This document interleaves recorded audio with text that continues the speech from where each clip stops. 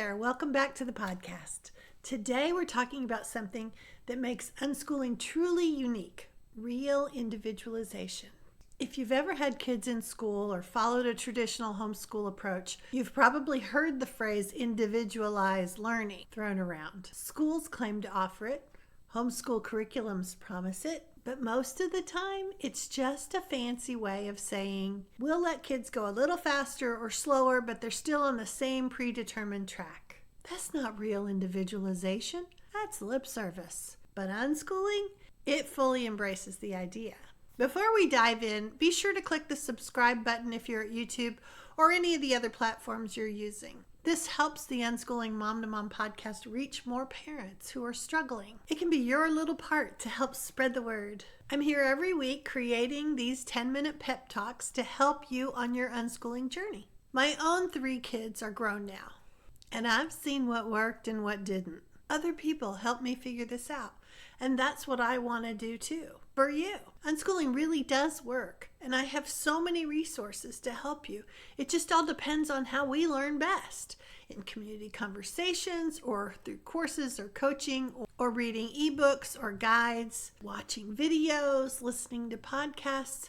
This is start of season 5, and we've had over 330,000 downloads. Just you and me chatting each week for 4 years now.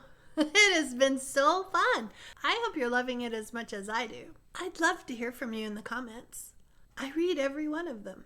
And one of the things that we're going to offer differently for season 5 is that I want to help those of you who are DIYing your way through this unschooling process. Wherever possible, I'm going to create a PDF that is specific to the podcast topic. And I have one for you today. So be sure to check the show notes, the description at YouTube or over at the blog. It's linked for you. You can have it for free. It's in all those places. So back to this art of noticing and individualizing learning. This is what truly sets unschooling apart, this deep individualization. Not the kind where you tweak the curriculum here and there, but the kind where your child's learning is entirely shaped by who they are and how they think and what lights them up. Because let's be real, that's not something a standardized curriculum can give you. It's not something a school can provide. And honestly, it's not something most traditional homeschooling methods achieve either. Because the heart of true individualization isn't about picking the right program. It's about tuning into your child. When kids are free to learn outside of standardized structures, they naturally move in the direction their brain wants to go. Science tells us that. Each brain is unique. Each family is different. And that's the heart of unschooling. Embracing this is the real work for parents. It's not about guiding or instructing or pushing. It's shifting away from trying to control it all.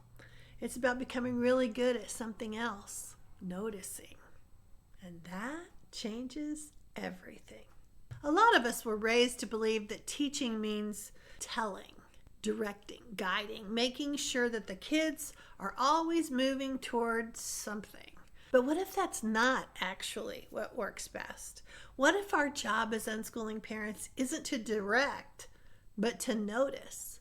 Noticing what excites our kids, noticing what makes them pause and think, noticing what they avoid and why. And when we get better at noticing, we realize that learning isn't something we have to force. It's already happening. It's already unfolding in front of you. Instead of controlling and orchestrating, our job becomes more about slowing down and tuning in. It's about being present, being aware, and understanding that that child standing in front of you is constantly giving clues about what's important to them. And this is where one of my favorite metaphors for unschooling comes in, the theater. Come on to the theater! I can already hear you. What does theater have to do with unschooling? When my kids were younger, they were heavily involved in community theater. And like any dedicated mom, I got involved too. Running lights, working backstage, making sure the show went on without a hitch. When I look back, I see such a powerful connection between the theater and the way kids truly learn best through unschooling. In school, or even in traditional homeschooling, parents and teachers often take on the role of director. They decide what's going to be learned, how it will be taught, and when the performance happens. They call the shots and expect the kids to follow along. But here's the thing. Good directors don't micromanage. They give actors room to explore, to find their own way of delivering a line or stepping into their role. That's where the real magic happens. And in unschooling, guess what? Your child is the star of the show. They don't want to be micromanaged either. And your role? You're not the director. You're the stage manager. A good stage manager isn't the one directing what happens. They're the one who notices what's needed before anyone else does. They set the stage, and yes, they're also constantly observing and making adjustments and solving problems before they even arise. They make sure the right props are in place. They help with costume changes when needed. They support the actors without stealing the spotlight. And the best stage managers don't just react to problems, they anticipate them. They notice when something is slightly off before it turns into a crisis. They see the little details that others overlook. And that's exactly what unschooling parents learn to do. We notice when our kids are struggling, not so we can force them onto a new track, but so we can offer support if they need it. We notice when they light up about something, not so we can turn it into a formal lesson, but so we can give them more opportunities to explore. We notice when their interests shift, not so we can redirect them, but so we can trust that learning is naturally evolving. The show runs so much more smoothly when we step into that role, not as the director, not as the lead, but as the one behind the scenes, paying attention and being ready to support when needed. We have to learn to trust the brain's natural learning paths. This is where deschooling comes in, because when parents first start unschooling, we don't always trust that learning is happening. We're so used to measuring and tracking, so used to thinking that progress has to be directed, that we don't know how to just let it be. But once you've deschooled for a little while, you realize that the learner is already moving in the direction that their brain wants to go. Not where the curriculum says they should go, not where the adult thinks they need to go, but where their own natural curiosity and internal drive is leading them. And when we step back and trust that, learning becomes deeper and richer and more meaningful than anything a pre-planned curriculum could offer. Now, I want to be really clear. This isn't something that happens overnight. We've all been conditioned to believe that kids need to be taught in order to learn. That if we're not directing and guiding and pushing, they'll just stop. But that's simply not true.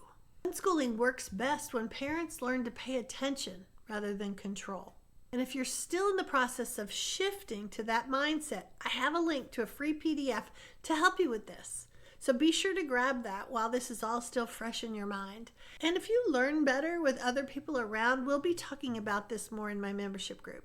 You don't have to do any of this alone. Being part of a community of like-minded parents could make all the difference. Also, we've just added virtual park days and mom's nights out to the membership program, so you can connect with other unschooling families in real time. Because having a place to ask questions, share wins, and see what's possible makes this journey so much easier. So if you're ready to step into the role of stage manager, if you're ready to trust, notice, and support rather than direct, come join us. We would love to have you. In the meantime, let's try to make that shift. Thanks for being here, and I'll see you next time. Okay, this isn't really a blooper, but I wanted to tell you one more thing. I know, maybe you noticed that this, let me see if I can point to it in the camera, this little "you got this," my son got that for me for Christmas, but if I turn it on, it glows so much, it's like you're staring into the sun. All you see is this big bright ball. So I have to figure out, how am I going to get that to turn on and not be so bright that it can't be read.